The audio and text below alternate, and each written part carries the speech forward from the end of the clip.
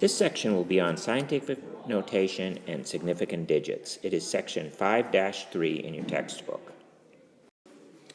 The essential question for this section would be, how do you use scientific notation and significant digits? In scientific work, it is very often necessary to work with either very large numbers or very small numbers. For example, the distance that light travels in a year is about 5,680,000,000,000 miles. That's a really big number. Notice we've got 1, 2, 3, 4, 5, 6, 7, 8, 9. We got 10 zeros there.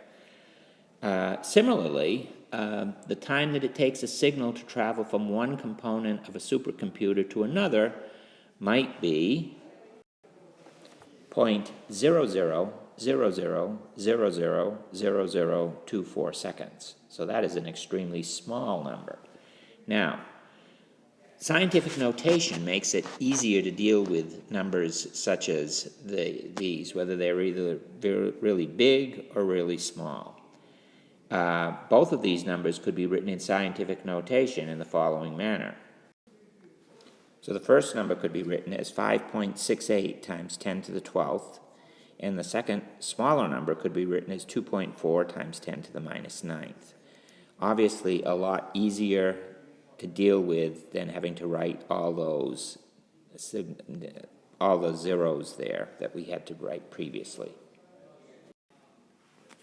So what is the definition of scientific notation? So in scientific notation, a number is expressed in the form m times 10 to the n, where m is greater than or equal to 1 and less than 10. And n, the exponent, is an integer. So that's the definition, or what scientific notation is going to look like. It's going to have the form m times 10 to the n, where m is greater than or equal to 1, less than 10, and n is an integer. Now, another thing we need to be aware of, and that is, with m, each of the digits that make up m should be considered as significant. And basically, what is the definition of a significant digit? It is a number written in decimal form is any non-zero digit or any zero that has a purpose other than placing the decimal point. So when you're using scientific notation, m is going to include all significant digits. So now let's look at some examples here.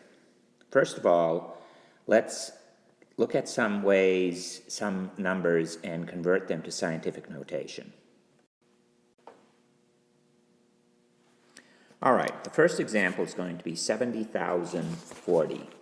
Now I'm going to make the assumption that the last zero to the right is going to be considered non-significant, but the zero between the 5 and the 4 will be considered significant.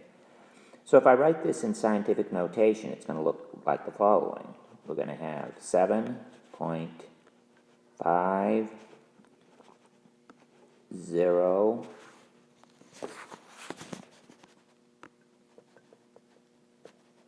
4 times 10, 1, 2, 3, 10 to the positive 4.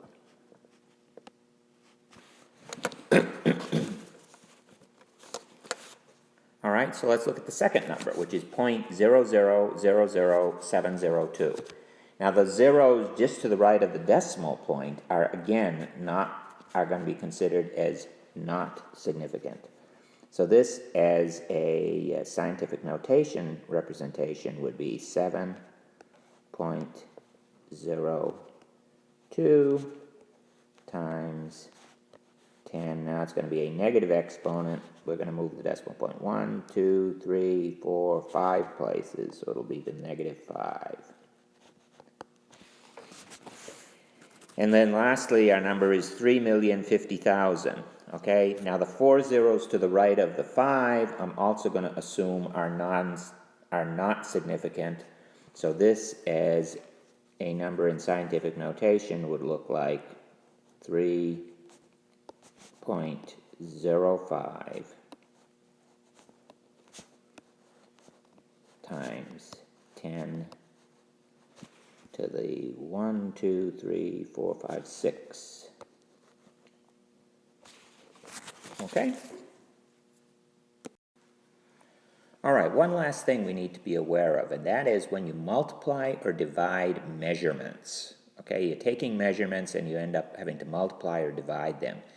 The accuracy limits their accuracy limits the accuracy of your answer. And what do I mean by that?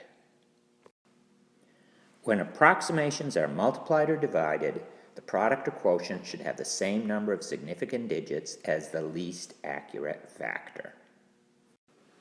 So now I would like you to go to page 223 of your textbook and do oral exercises number 1 through number 8 and post your answers in the Dropbox. We'll work more on this in class next time. Thank you.